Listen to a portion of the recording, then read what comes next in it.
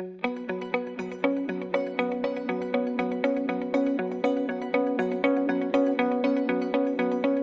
name is Lena Helmark. I work for Rockfon as a global communication manager. Well, who's Rockfon? We are part of the Rockwool Group. Maybe some of you know that. Largest stone wool producer in the world. In Rockfon, we sell acoustical solutions, ceilings and walls. So we are obviously within the building industry, talking to architects, main contractors, installers.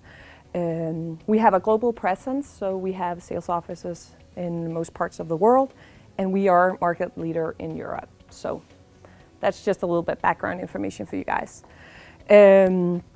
So our journey towards inside selling started a while back, I would say. We've had the privilege for many years having a superior product, and that of course obviously always makes it a bit easier to sell. Maybe sales would disagree, but I think it is easier when you can sell a product that is superior. That also meant that we obviously communicated a lot on products and properties because we had this uniqueness, so obviously that's what we wanted to talk about. As in many other industries, I think that is something you only have for a limited period of time. Others see that there's some potential there, let's go for that. And we saw that, of course, competition became much more fierce. Our competitors also developed, and they really caught up, especially on the acoustic properties. And then, of course, we were led a little bit in the dark because what are we then going to talk about? Because everyone else is talking about the same thing as we are. And gradually, the products were starting to be perceived a lot more like a commodity, and a lot of people that were offering the same. Which obviously, naturally, meant that it was a price fight. Nobody likes a fight on price, obviously. That's not where you earn your money. It was a price that was ongoing in the low, mid-end of the segments. And we basically wanted to talk higher up in the value chain because that's where we could maybe find a higher margin and something that our competitors couldn't. So this is where the idea of the insights at least started, changing the way of communication and also moving, I think Renee mentioned it, a bit more from products and properties to insights and value. But this, let's be honest, not as a defined word of insights. This was just something that gradually happened. So we basically said, okay, we want to sell high up in the value chain. For our perspective, that's the architects. We know that once we talk with the contractors and the installers, it becomes a lot more of a price issue. So if we could talk higher up in the value chain, there was a chance that we could also get a better price for our products. We started to change some of our marketing tools, change the conversation. This was not something that we had really made tangible. That was something that sort of happened. It wasn't really structured, driven by a couple of people who thought it could be a great idea. And we launched, I think it was 5 years ago, we were asked in a small team, I was part of that team, okay, our biggest segment is the office segment, we need a new segment brochure. Okay. So normally what we would do, we would put the products that are most relevant for that segment into that brochure, and then there you go, whoopsie, you have a new segment brochure. And then I had been participating in some industry seminars and some months prior, and basically they didn't really talk about products there. They talked about the office of the future, how are we going to work, how should we build the office of the future, but it wasn't about we need an acoustic ceiling and that floor and that wall. It was a lot more about trends, and I thought, this is great, this is what we're going to do. Oh my God, I had an epiphany, and I came back and I'm like, oh, I'm so sick of just making normal brochures, and the team was like, yeah, so are we, and of course the agency was all about that, yeah, oh, this is great. And we said, okay, well, let's do a magazine. We're going to make a magazine. We're going to put all these articles in there, and it's all going to be about trends and not about products. Let's just move away the product. That would be just mentioned very small. And I, of course, thought, I was also a bit younger, and maybe little bit delusional that when I was going to present this, everyone was going to applaud and like, oh, how did you come up with this? This was amazing. And that was not really what happened. That didn't happen at all. So the first thing that happened was, this is how the magazine looks like. This is the newest, but they were like flipping through it, looking for the data sheet that was not there. Then they were like, you expect us to read 56 pages? Are you crazy? What is this about? How are we going to present this? I was like, what? Are people, they don't understand? This is the greatest idea ever. But I think what really, also came to mind and became very clear that it was not just sales that, didn't get it. And normally that's so easy in marketing. It's like, oh, those sales, they never get it. They're not, they're not as smart as us. So, we are there to teach them. That was not the case. So basically my colleagues in marketing, when we came a year later and said, now it's time for Inspired by You #2, I don't think so, Lena. I'm not gonna launch that. We'll move, no, I have a summer campaign on a low-end product to the contractors. We want to do a price campaign, maybe #3. What? And then, of course, myself, we have, a big storage room where we have all our brochures lying, and I went down there and I was like, oh my God, is that the same palette as when I printed it? Is nobody taking this? And I of course, got really upset at the sales meeting. I was like, why are you not handing this out? And can't you see? And don't you understand? And they were like, yeah, we'll take them.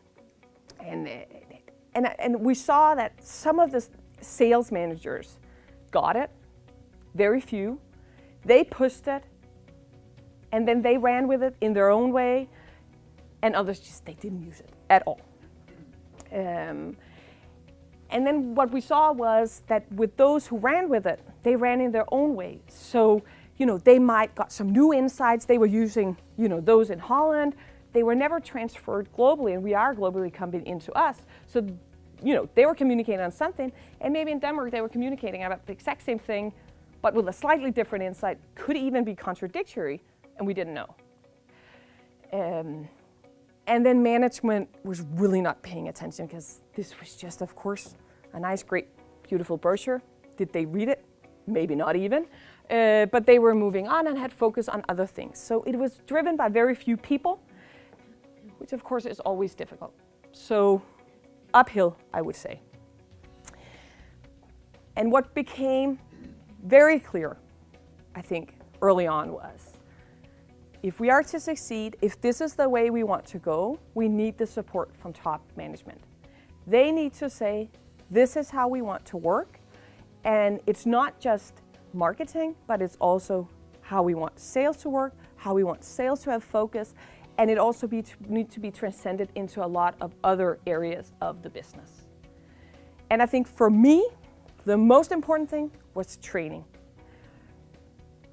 Not just training of sales, but training of marketing as well.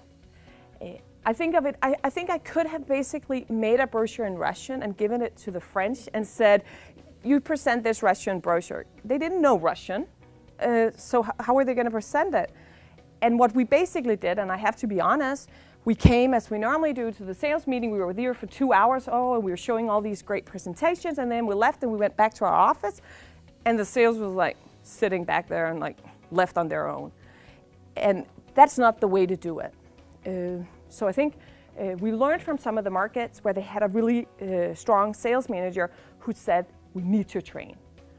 But it wasn't done structurally. So, we came with #2. They were launched in those markets where we had a great sales manager, and then we started training, and we realized this is so difficult. We have trained them to sell on products, and we're expecting them to sell on value and insights, but we're not training them to do that. It's not the same way to do it at all. And the people that were supposed to learn them that didn't know that either, because we had not trained marketing. We just expect that, marketing, they get it. But they just didn't. They were more product marketing than they were what we would want them to be. And then for us, we needed a global approach. We needed to say, this cannot just evolve differently in the markets. We need to have one approach, we need to structure it, and we need to have an overview of how do we want to do it globally. That was really key. And with regards to insights, I think you can spend all day looking on insights if you want. And everything is basically an insight. But what is an insight for us? We hadn't defined that. And we also needed to say, although there might be a lot of things that are interesting for us, this is what we want to be known for, this is what we want to be good at, and this is what we think is a differentiator for us. Let's have focus on that. And I think that is very, very difficult because you tend to say, oh, but we can also do this, and this is also interesting. But we need to set a very clear direction. So what did we do? We finally, I think, and that really came out of Denmark, who started this up, who had really been an initiator and pushing for this, started up a sales training program that got the attention of the management, who then launched what we call architectural sales training. So they really realized that if we are to speak high up in the value chain, we want to talk to architects, we want to talk in this way, then we need to create a training program for them that is completely different than the training programs we used to have. We didn't even have it in the Rockwool Group because that's not how we trained. So we couldn't just take, oh, let's sell them on a normal sales training. We had to find the right people to help us do this training, and we had to also help this company define what that training should be like. To have a clear goal, we have that already in the Rockwool Group, a messaging house. We took that messaging house and said, okay, for Rockfon, what is our messaging house? So we said, okay, we know we want to talk to architects, so that's clearly defined.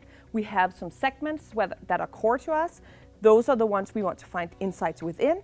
And within those core segments, we're going to find insights on these topics, very specifically. I think we have 5 defined, and that's it. Everything else, we're not looking at. Could be interesting, but for now, we're not. Of course, we will evaluate and see, because we also have to check, is that really what they're interested in? Time will show, but that's what we did. And then what we did was we made a work group, because the next thing is, in order to have focus, constant focus, you need to allocate some people to this. We didn't go out and hire new people, because basically we're now just focusing, you can say, our work in a different way.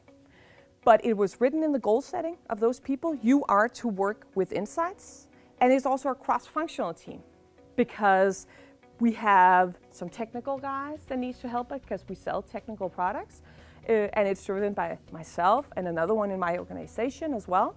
We meet every 6 weeks, and then we evaluate on the insights we have found, we validate them or we throw them away, and we also do some calculations. I'll come back to that. But set it in a very structured manner, ensuring that this is just ongoing. And then we launched Inspired by You 4, which is, we decided, okay, let's go back to the roots. I still think we had a brilliant idea back then. I think the applause will come, or I'll give it a shot.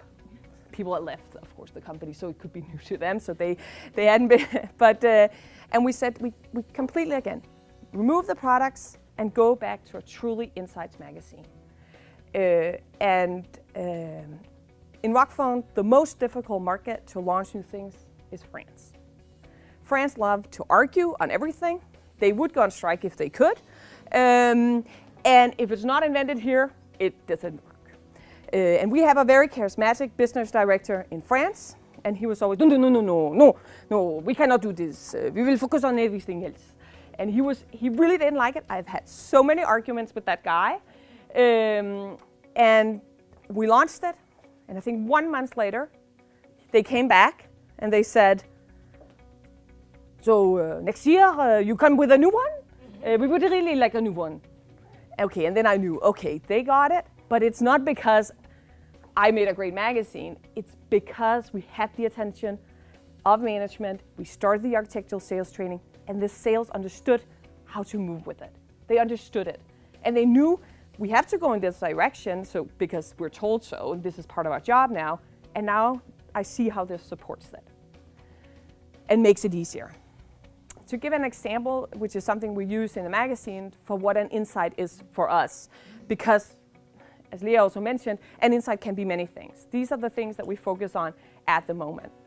So it could be 50% of teachers have reported damage to their voice due to classroom noise. This is a study that we have. And normally, and before, when we would visit an architect, we knew he was working on a school. The sales guy would say, okay, I know you're working in a school. Have you considered acoustics? I think the right product for you would be an A absorber. It could be Sonar. They would go straight into the product.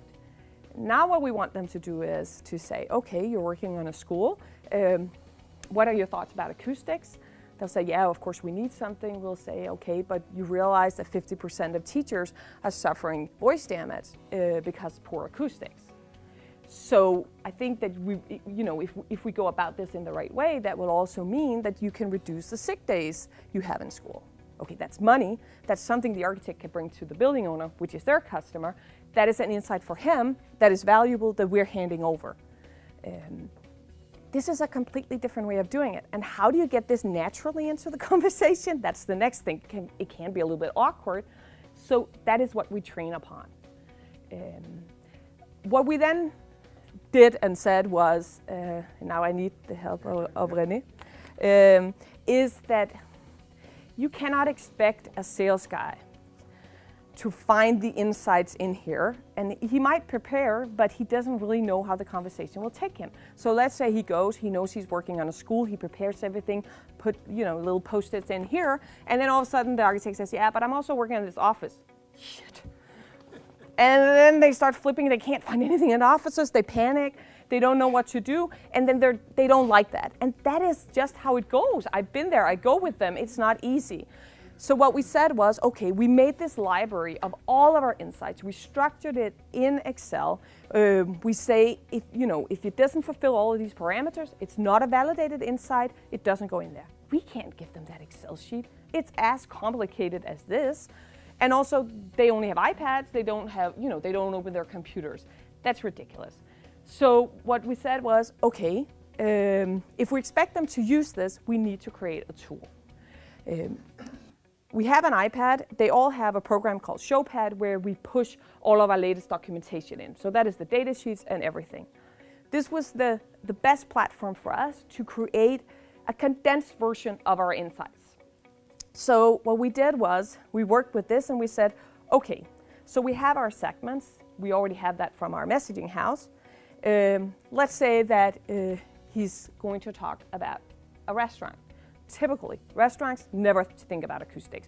They worry too much about the right cutlery and the right lamps, and then the customers come and they can barely stand to sit there and eat the food. So okay, so that's in leisure. We have something about acoustics, and already here they can see, okay, there are some insights around acoustics. So let's say, oh, this is great. 90% complain of restaurant noise. They go in here. Here, what they see is, this was the teaser that they could see, so they knew what it's about. Then this is what they can actually say to them. What is the value proposition? Oh, obviously it's a better indoor climate. This is what we call an impact.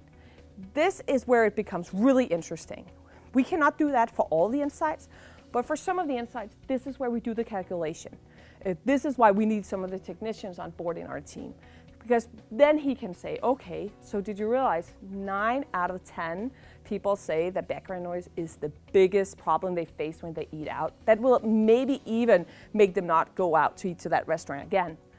But you also realize that if you take our product, an A absorber, which is the highest, you can increase the number of seats in the restaurant between 26 and 29%.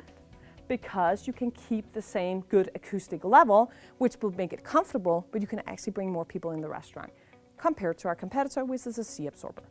Then it becomes interesting because then you get to talk about the product in a different way. And this is our job, making these calculations, bringing the insights closer to the product, then it becomes of value to our sales. We of course always have a source, and then down here, and normally there would be a photo, but we also show, we actually say something about this in this document. This is inspired by U4, and here there's actually a report that refers to that. And they can send that directly to the customer if he is interested. This is all about making it easy. And I think that's what this is about. If you don't make this easy, if you don't support the sales process with these type of things, forget it. Then it's just another brochure, and it just becomes too complicated. And I think for us, let's change back. Yeah. For us, this will be a constant process because we will get feedback. There will be other things we need to help sales out with. This is just the beginning. But this is what we could see initially, what we